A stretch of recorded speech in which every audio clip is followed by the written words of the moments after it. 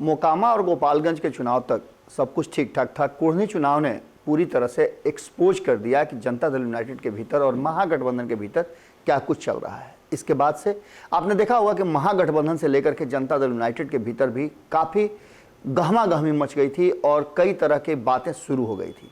कहा यह जाने लगा था कि नीतीश कुमार जी अब लंबे समय तक महागठबंधन में नहीं रहेंगे। उसके साथ साथ ये भी बातें कही जा रही थी कि नीतीश कुमार भाजपा में चले जाएंगे। इतना ही नहीं, ये भी कहा जाने लगा कि जदयू के भीतर काफ़ी गहमा-गहमी है और जदयू के भीतर कई खेमे बन गए हैं।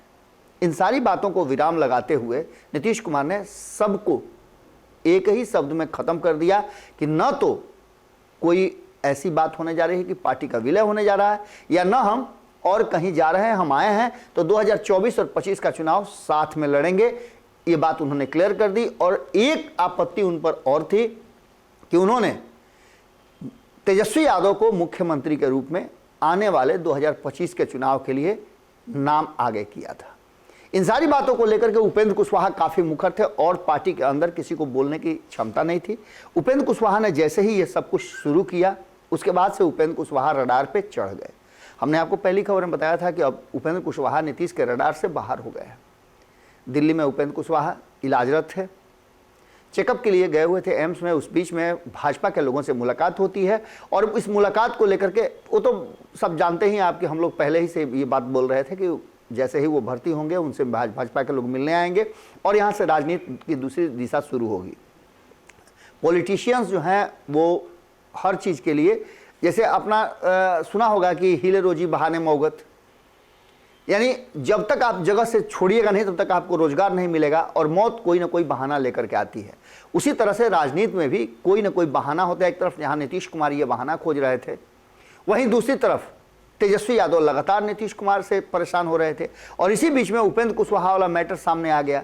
उपेंद्र कुशवाहा वाला मैटर सामने आते ही ये कहा जाने लगा और नीतीश कुमार के बयान से बहुत सारी चीज़ें स्पष्ट हो गई कि उपेंद्र कुशवाहा के लिए अब जदयू में कोई स्थान नहीं रह गया है।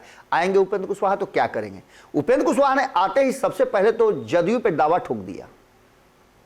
उपेंद्र कुशवाहा ने कहा कि जदयू हमारी पार्टी है और इस पार्टी को भसते हुए, इस पार्टी को कमजोर होते हुए हम नहीं देख सकते हैं।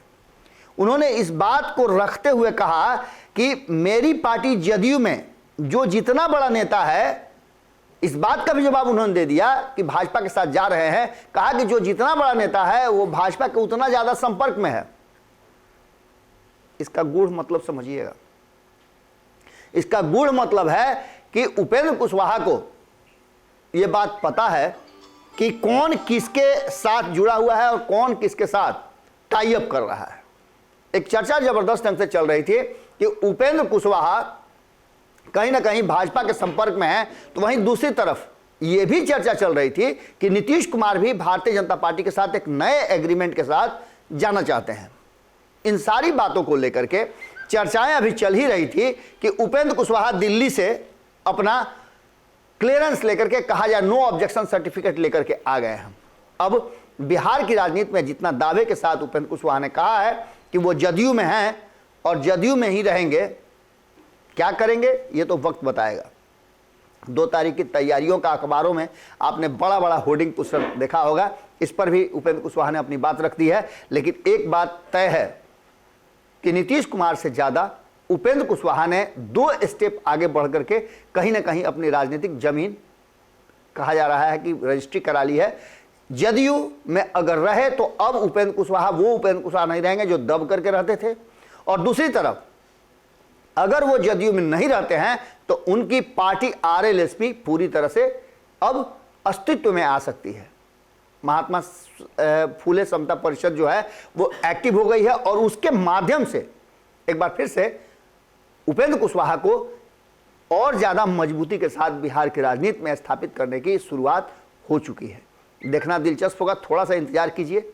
मात्र 10-12 दिनों के बात है। 10-12 दिन में सब कुछ क्लियर हो जाएगा और यह भी तय हो जाएगा कि उपेंद्र कुशवाहा के सामने कौन टिकता है और कौन उपेंद्र। इस बार उपेंद्र कुशवाहा जॉर्ज फर्नांडिस, शरद यादव, आरसीपी सिंह और खुद जो पार्टी से बाहर हुए थे उस तरह से नहीं जाएगा। इस बार उनके आवाज से समान मन नहीं फेंका जाएगा क्योंकि उन्होंने पूरी तैयारी कर ली है। और देखना दिलचस्प होगा कि नीतीश कुमार इस बार कैसे निपटते हैं। जुड़े रहिएगा भारत लाइव के साथ। बहुत बहुत धन्यवाद। अगली खबर में जल्दी ही मुलाकात होती है। अगर ये वीडियो पसंद आई और वह बिहार के राजनीति और बिहारियत से सरोकार रखेनी तो सब्सक्राइब बटन दबा के चैनल के सब्सक्राइब कर ली। ओजे एगो घंटी बा, ओकरा बटन दबा देला से कुल सटीक और मारक खबर रुआ मुफ्त में मिल जाई। अगर रुआ पत्रकारिता के हमनी के नया प्रयोग में सहयोग कर चाहतानी तो ज्वाइन बटन दबा दी। Paytm number note